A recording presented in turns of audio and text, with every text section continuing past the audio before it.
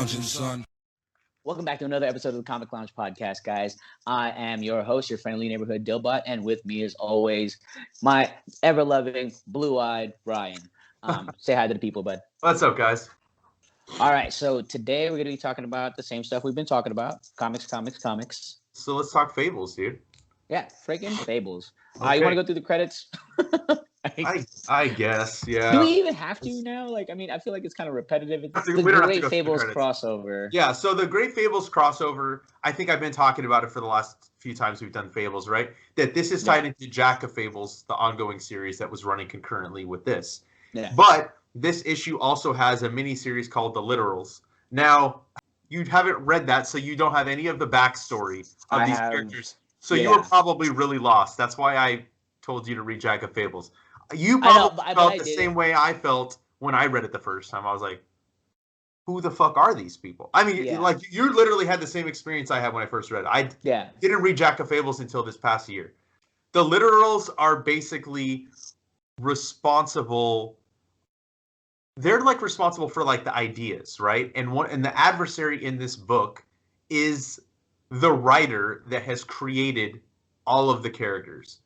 And he basically has a pen, and like if he writes in his book, and he does it in here, right? Obviously, you saw that when he changed Big B into a little girl or an elephant, a monkey, an elephant, and then a little girl finally, right? So, a donkey. He was also an ass. Oh yeah, that's right. So, overall, like. I didn't really enjoy it the second time, even with the added information I had from the Jack of Fables. Like, it just felt like this should have, especially now knowing what the Jack of Fables book was, I felt like this could have been separate. It could have just the Jack of Fables and the Literals miniseries as a 6-issue crossover or whatever, and it should have just been like within the Jack of Fables trade paperbacks, because like they do have the Fables characters and they are affected. It just not as much as like the Jack of Fables characters, right? Like the Page sisters that you don't know that basically the Page sisters, they're related to Jack. Yeah, but Jack is half a literal, by the way. He's half a literal, right? So he has a little bit more power, but he was trying to sleep with the Page sisters all throughout his series, right? And then he finds out that they're his sister, half sisters or whatever, right? There's just like a lot of stuff, and like I can't really explain it here because like I think you should just read the books so that you kind of know. I think it would add a little bit more to your experience reading it, knowing all the stuff that took place before, because there is a lot that went on. It talks about like, they talk about, oh man, I haven't seen you since like the old lands, right? And since the homelands, and it's the fourth little pig. So that poor little pig got written out of existence. So there's this like prison called the Golden Burrows, right? Where all the fables go to, like, that are no longer existing. So we have some of, like, the Tin Man was there. The Cowardly Lion was there. Like, there's other fable characters that we haven't seen within the Fable Town that have been relegated to there. And Jack gets trapped there too. And like, there's a whole thing that goes on, and it really is very meta. To where like they're talking to the reader. I think it kind of happens. Yeah, he does it here. He breaks the fourth wall and points directly at me. Right.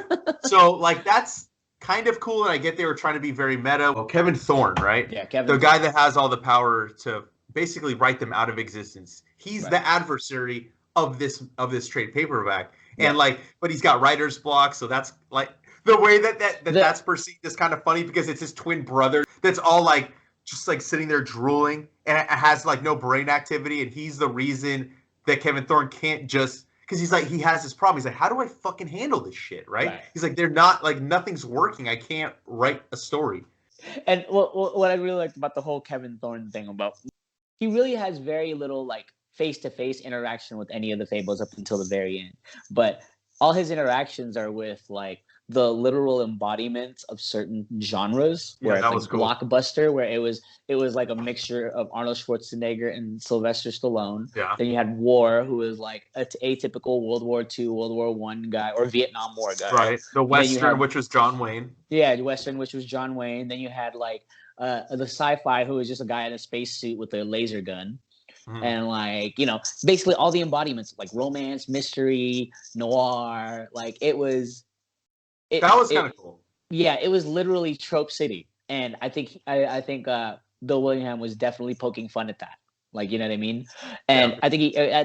I think with this it felt like he was poking fun of what he was doing to the characters, like of how people probably perceived it, like, oh, you're killing these, you're ruining these characters, like why is Bigby a sheriff in New York, like he's just basically poking fun at critics, like that's what it felt like for this, and I was here for it. Yeah, I mean, it just felt so anticlimactic, like it was built up to be this big thing, and it ended up With not Bigby. being right, and it ended up not being, you know, like this big thing. Like obviously it's kind of cool, you know, like Kevin Thorne is literally the personification of storytelling. That is what he is. And like that's what like some of the other literals are. They're personifications, things of ideas. It's not just like it's hard to explain. I mean you have to read the book because it's been a minute since I've read it. I got a lot of stuff jumbled up in my head. You remember like that reporter that was trying to report on the Fables, right? Like this is him. So like he had his memory erased by his father, who was another literal, right? And just left in this world. And he hid it from him, hid his pen, hid his journal from him. And so like now that Kevin Thorne's memories are coming back, he manipulated a page sister in one of the Jack of Fables trades, Volume 6, to get his pen back. And then like now that's where we are when it takes place here. And isn't Kevin Thorne also the property manager of the place where Hansel was staying at when Hansel came as a delegate from the Empire to talk to everybody? He was the writer. Oh, you're not going to hear a peep out of me because I'm just be in my room typing and writing. Right. When they got the brownstone, right? Right. That was him. All right. I figured that was him. I was like, because you know, like aside from Jack, everybody was kind of dropped on me in this volume. You know what I mean? Like, yeah, no, I get it, and it's like I don't even know what my initial reaction was when I read it the first time, because like when I was catching up, I was picking up like every week I would go to the shop and get a new volume, or sometimes I'd get 2 at a time if like I had the extra cash on me, right? So like I wish I could remember how I really felt the first time I read this, but I don't know how. Like I almost don't know how you read it. Like now knowing all the information, how you read it with. I don't know. It's zero context. Yeah, no context whatsoever, right? You don't know anything about the literals. You don't know how Kevin Thorne got here, how he got this journal with writing and all of his powers. You don't know. I highly recommend, like I told you, like to pick up the Jack of Fables stuff before reading this one, like 1 through 6, and then it's like 6 leads into this, right? But what else we learned? We meet Jack's son. The new Jack Frost. After I read 13 and 14, I read volume 7 and 8 of Jack of Fables, and like the book completely turns into a book about Jack Frost now.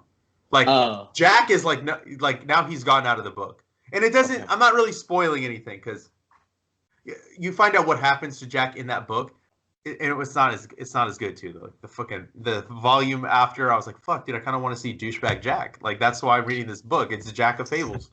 He's a complete douchebag though. I feel like he's gotten worse. Like he is really bad. He's like really bad in the crossover issue. Like he's just like really fucking bad. He's a fucking piece of shit. He really is. Really. And I think it's funny too that like Jack Frost ends up being the savior at the end of the day. He ends up being the one that handles it. You know. But yeah, overall, like I don't really have. I mean, if you want to share any other thoughts on like how you perceived it, because I know this is like the first time you're reading it. I've read it before. No, like I said, everybody was kind of just dropped on me, and those scenes in the diner where Mowgli, I think it's Mowgli. No, it's not Mowgli. Okay, well, it's a character from Jack of Fables. It's Jack's he's a Native American character. I forgot exactly what his name is, but like there's a whole and then there's like a whole backstory of how he ends up with Jack. So yeah. Well, anyway, there's that scene where he's ordering for everybody at the diner, and it was the most stressful panels. I didn't read them. I was like, wait, this is he's just literally just reading off an order. I'm just kidding. Yeah. No, but it's so crazy because you're hearing it and it's like the order in which he's ordering things is like a literal nightmare for like For a anyone who's kitchen? ever worked in a kitchen. Just the way he orders it. Yeah, let me get 12 orders of pancakes. 3 of those with blueberries, 4 of those without blueberries, 6 of them with hash browns. I like the way he like the sequence of things. It was just like the most stressful thing ever, and I was just it was just cringe city for me. Yeah, Bro. could you imagine a server sending that ticket back? I'd have been like, dude, you got to re-fucking type this ticket up. I ain't doing this shit, dude. What? You got to break this Like, down. Yeah. what? No, Yeah. no. Ring it Yeah. up on different tickets if you have to. Like, there's Yeah. no way. Yeah. Like, issue is the worst. But yeah, but as far as like the entire my favorite parts were literally when they were at the Stephen King Lodge, and like like on the way to it, right? Like Yeah. when the Fables Task Force, that's what I'm calling him now. Anything that where Big B's leading the charge, it's the Fables Task Force. Was like headed over to to deal with Kevin Thorne, and the shootout that happens between the genre tropes and the task force, Yeah. where and the task force meets up with the Page sisters, so it's just like it's utter chaos for like a good it feels like 3 issues worth of chaos until like Big B finally does his thing. But it was just confusing. I felt like it was I felt like it was unnecessary if I was reading the main story, because the only thing that kind of like sets up anything was in the very beginning where they show the fight between Beast and Bigby, how the presence of the Dark Man alone is making Fables act differently, and both of them are talking about that. So it sets up for Witches Volume 14. Holy crap, dude. I mean, I keep on saying this over and over again, but there's literally not a character wasted. And I'm talking about like right down to the leftover heads of the wooden soldiers. Dude, Team Like, Buffkin. Team Buffkin, bro. Nick was going to join us on this episode, but he couldn't. He has D&D this morning. But Okay. he wanted me to make sure to tell everyone what a badass Buffkin is, Team Buffkin. which I agree. Just another example of spotlighting a character, right? Yeah. And just really elevating that character. Yeah. Throughout General this fucking Buffkin, arc. bro. I know. General Buffkin. Amazing. Let's talk about, okay, so, talk about first, like the way this book starts, it talks about how the Dark Man got captured, right? And that whole... The boxers. The boxers, which I thought was pretty cool. Yeah. I mean, I thought that the whole idea of them, like these magic warriors, right? Or the warlock warriors, and coming together to build these boxes that lure, like Baba Yaga, right? Mm-hmm. Baba Yaga had gotten lured at one point, but then the Emperor fucking ends up taking her out and utilizing her for his whole plan, right? Yeah. And we see how the Dark Man gets in there, and I think that it's an important like aspect, because like even though overall it's 2 issues literally just to tell us how he got boxed up. Yeah. Right? It's because we don't see these characters again. But Willingham does that a lot, and he will literally like who was it? The wooden soldiers, or the wooden people that got turned into human, right? Oh yeah. Okay, so June and well, whatever, June and the guy, I can't remember his name for the life of me. But so it's like it's another instance of this, and we eventually see one of the boxers, but this is all set up. This literally just was setting us up so that we knew who this one particular boxer was going forward. Right. And it's again, not a single character wasted. Not a single character wasted. Obviously the standout here is in this entire issue is Frau Totenkinder. She's getting ready, bro. She's getting ready. She's getting hot. She's getting young, bro. It's crazy. And it's like she finally turned back to her original form. So she's like not sitting down on a little chair anymore. She's badass. She finally finished knitting something for Beast and Beauty, which it's gonna be interesting. Yeah, hopefully that kid don't come out looking like that, fitting into that thing, dude. Jesus. Yeah, it's just like there was like 7 sleeves. Yeah, so that means. And it shows the power of her, because much like she knew that Snow had another kid, the Wisp, right? Yeah. she also knew that Beauty and Beast, all the way back then, were gonna have a kid. Like, this is years. Like, she has been knitting this thing for years. Yeah. I mean, it's it little goes, things like that. It's little things like that. It's crazy too, because it's like everything, and you don't notice it in passing. Like, you don't notice it when you're experiencing it until later on when it's the big reveal. Like, I can't wait, because I this is something I noticed, like in 13, how they're talking about the different genres and tropes, right? Like how you can't kill them, but you can kill them, but they'll come back within a few years, right? They're like trends. It's literally trends of genres. And then they mentioned superheroes. I'm like, oh man, there's gonna be superheroes in this too, because damn, this is gonna be tight. At some point, there's gonna be, like, I feel like he did that on purpose. But anyway, as far as like stuff with the Baba Yaga and stuff with Frau Totenkinder, this has been years in the making. This is, I mean, think about it. Where this is like what issue, like 50 something now, 60 something, right? No, this is 86 through 93, dude. Oh, 86 through 93. So we're talking about years and years of actual real-time reading worth of buildup, and we're finally seeing it. You know what I mean? What I really liked about this was kind of like how everybody on the 13th floor is involved now, like Ozma, and like, you know, everybody who's of significant magic prowess in this, fantastic. And I feel like the Buffkin story was put here for a reason, right? And I feel like Buffkin is going to be a great general to all the magic users somewhere down the line, because of the simple fact that they talk about how he's read everything in the library. And, you know, at first, when they first introduced Buffkin, he's just a drunk flying monkey, right? Right.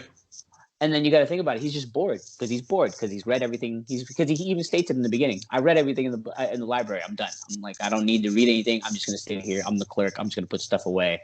But, you know, now we see him turn into this whole strategist where he utilizes everything in the library, in the storage room, to fight Baba Yaga. And keep in mind, we're talking about Baba Yaga here. We're talking about one of the most powerful witches ever, who literally freaking almost destroyed an entire building just fighting Frau Totenkinder.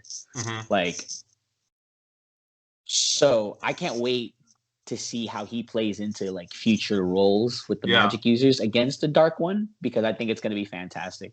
I mean, like, just the way he trapped the genie. Yeah, how he manipulated the bottle. him. Yeah. And then like and then the mirror was even like, yo, I thought you were gonna I thought you were gonna no, you're crazy. I got lucky. I put him in the bottle right now. Like, dude, it's dope. Buffkin. I know. I like how Frankenstein and Frankenstein's head and the mirror on the wall kind of push him into that role, because like he doesn't know what to do. How are we gonna get out of here?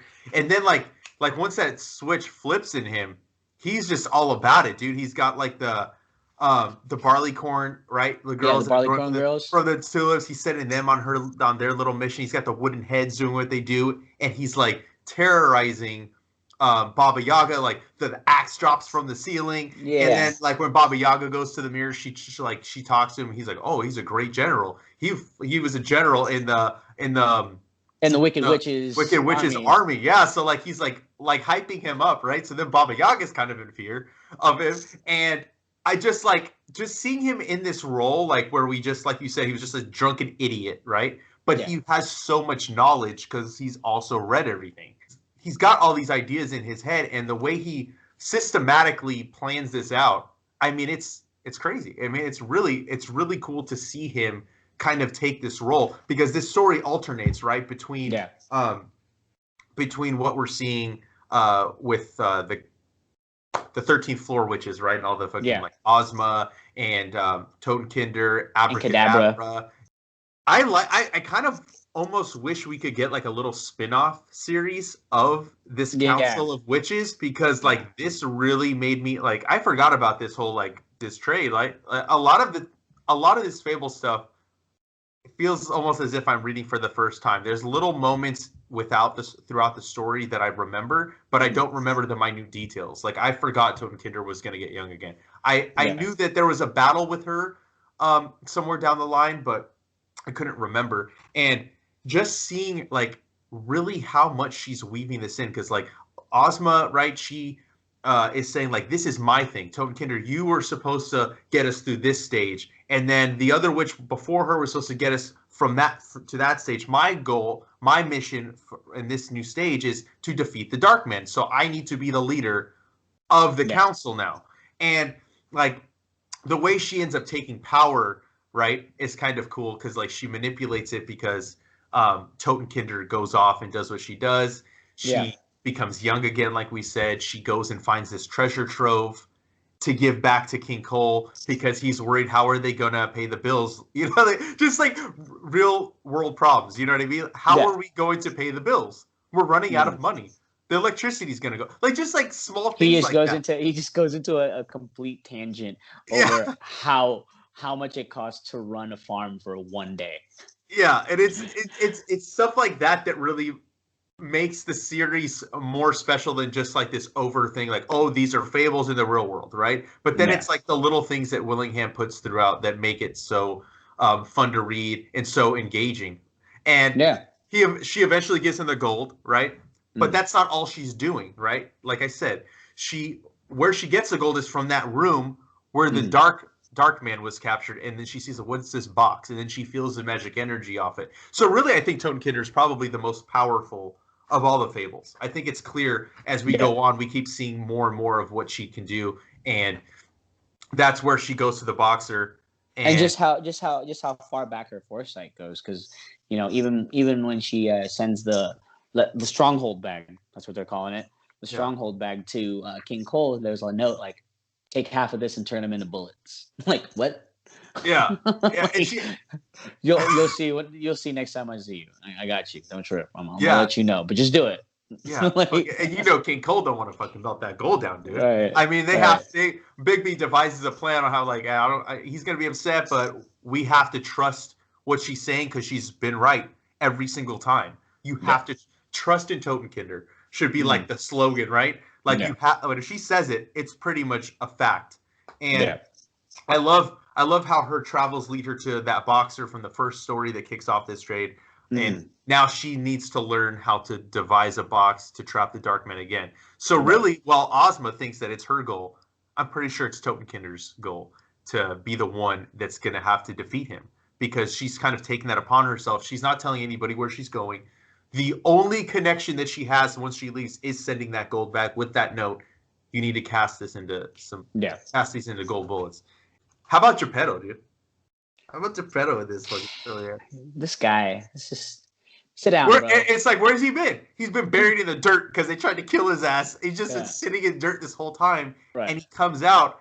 And this is I think the first instance of learning that there's magic in our world. Yeah. Like we never, like magic only came from the homelands, but now we're seeing this great old oak tree, and that it does have magic. And he talks to the tree. He talks about how this tree was the first of the magic trees. So it kind of makes you wonder, like, what existed first? Like, you know what I mean? Like the magical homelands or friggin' our world. Like, it brings on a lot of questions. Yeah. Let's just say that. And then he creates those two, like a man and a woman, basically to be his protectors from this magic. And watching them like experience life, right? They're like, oh, we never got to see snow. We only got to feel it before. But he tries to get them to attack, and no, we're only here to protect you. Like they will not attack anyone, right? Yeah. And then like I think what's cool too is Geppetto's trying to manipulate the situation because Totenkinder is gone. Now he wants to be the head of the council, and Ozma isn't having it. Ozma fucking manipulates the situation so that she can take control. Not, I wouldn't say in an evil way, but she's definitely a master manipulator. Yeah. It just so happens that I feel like she's like going for benevolent reasons. You know what I mean? Because she knows that the next stage of whatever is happening, like you said, the next stage of whatever is happening is the Dark Man, and that this is her quest. I like Ozma. I had to look her up. I didn't know where she was from, and then I felt stupid. I was like, oh, it says she's from Oz. She's a princess from Oz. Oh, that makes sense. Ozma. Why didn't that connect with me? But I haven't read all those books, and there's a lot of mythology within the Wizard of Oz books. Like it's a series. It's not just one book. Like there is multiple novels based within that world. So, that's why it kind of eluded me. Yeah, this was a fantastic trade. I'm glad that we I'm glad that our reading didn't have us reading 12 and 13 to where we ended off on a trade that was like kind of whatever. Like this Yeah, is the first one I gave a 3 to on Goodreads because same, I just same. like I'm not gonna front you, I'm not gonna lie. It just felt very Unnecessary. yeah, Unnecessary is like the best word for it. yeah. I'm not saying it was a bad story, but like as a reader of only the Fable stuff, like Yeah. it was unnecessary. I didn't need this. Exactly, and you can't assume that somebody reading Fables is reading all of this stuff either, Yeah, right? Because yeah, it's a spin-off book. Not everybody reads the spin-off book. Some people just want to read the main series and that's yeah. it. And it kind of did this volume a disservice having this whole thing tied into it. It's cool, you know what I mean? Like the ideas behind it are interesting, but not enough to make it seem like it's this huge threat, right? Yeah. Because really there's only two huge threats in this series. That's the adversary, and when that's done, we go straight into the Dark Man, and Straight to the Dark Man. that becomes the adversary for the second half of the series.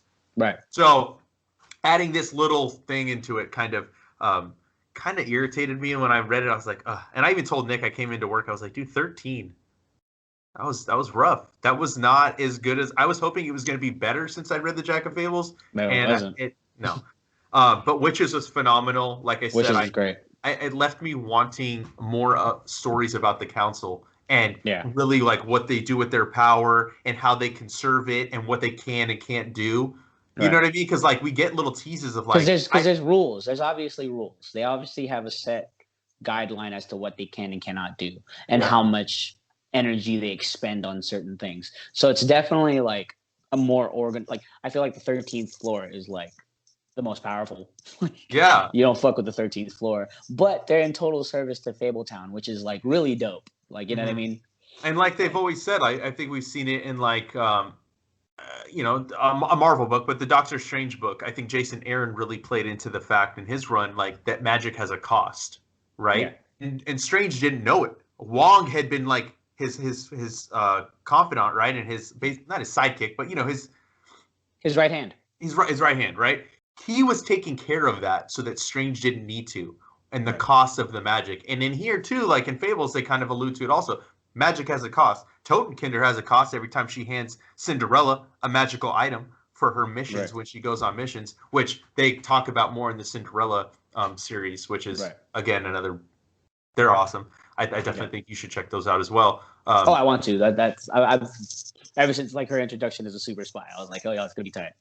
And then Witches ends off with the baseball game, right? Yeah. And the Goblin and like dealing with like Flycatcher's kingdom, the struggle he has to like uphold his law, but like like that confliction in him was And really being lenient, like right because he doesn't want to contradict what he said, Yeah. But it was like that was a cool story, and finally him getting some semblance of happiness with finally Ryan. making his move. Yeah, fuck, it took him Attaboy. long enough, dude. Attaboy. I love Flycatcher. Yeah, me too. I'm all about Flycatcher.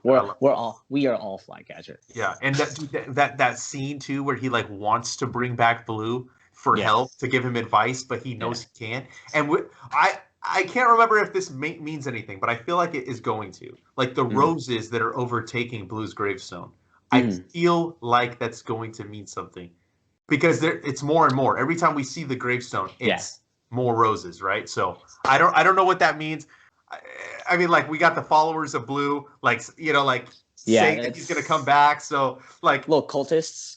Yeah, I love it. I love the. It's awesome, dude. I really Brock Blueheart, get out of here, stinky. Yeah. Yeah, but overall, I mean, I think these are. It's hard. I keep on saying it every time we read it, but I feel like we're getting into the meat of it. But like, I feel like this entire thing was all meat. It was an all meat. It's an all meat Fable burrito, and it was, and it's just been fantastic. Like this, I mean, aside from 13, but like I said, it was a crossover. It wasn't part of like main story arc.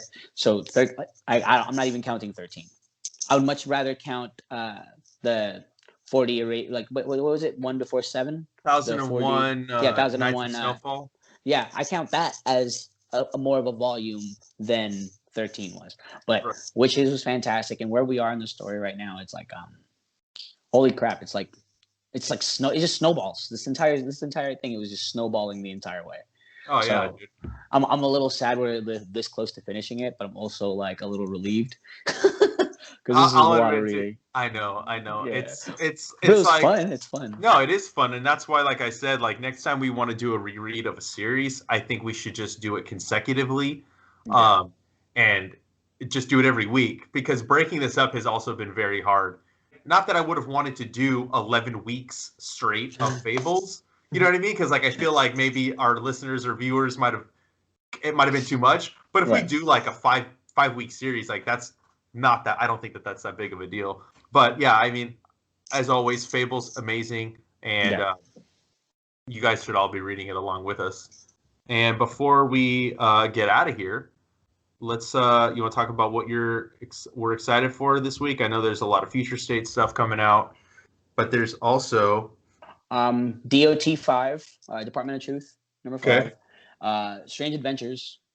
Oh, Strange Adventures was so good. I read it. It was so good, so good. It's finally getting. It's like finally at that place where I want it to be now. Like the last issue 7 was like fantastic, and I feel like the first 6 issues were like, what is even happening? So I read it. I read it in 3 issue increments, but then for 7 and for 8, I'm gonna read them as soon as I get my hands on them. Aquaman, Future State, Suicide Squad, Super State, Dark Detective. Yeah. And what Marvel books are coming out next week? New Daredevil, baby. New X-Men. All right, cool. Did I tell you? I'm completely caught up on Immortal Hulk. Oh, nice. Al Ewing. I know. This is one of the best stories I've read. Like, I know. That's why I bought the hardcovers. One of the best stories I've read in like easily like a good 10 years. Yeah, I'm kind of envious of you to be able to read them in big chunks like that because I read the first 2 volumes, not really quickly, but I read the first volume after it came out. Then I read the second volume, and then I got the single issues. But it reads so well when you read them in large chunks. Yeah, you know what I mean. Like, what else? Oh, I'm completely caught up on Iron Man. Everybody should be reading Iron Man. Yes, Iron Man is really good. Wasn't it? Isn't it? It's fucking awesome. awesome. Iron Man is really good. Like it's a complete breakdown of Tony Stark, and you know, I'm kind of like really loving the role of Patsy right now. Yes, like Hellcat, dude. Fuck yeah, it. Hellcat's the shit. What else? The new Batman Black and White's out. That was pretty dope too. I also read that already. Out. And then I don't think there's much of like it's another like every week has been pretty small. It's been kind of like overtaken by Future State, but a lot of cool stuff coming out this week. Yeah. That's it. All right, dude. That's all I got. All right. All right, cool. All right. Well, if you're not already following us, follow us on Facebook, Twitter, and Instagram at The Comic Lounge. You can follow Dylan at The Dillbot on Instagram. Make sure you throw your comments or suggestions down below, or you can also email us, thecomicloungepod@gmail.com, and make sure you like, follow, and subscribe to the YouTube channel, and hit the bell icon so you're notified every time a new vid goes up. And on that note, we're out. Later, buds.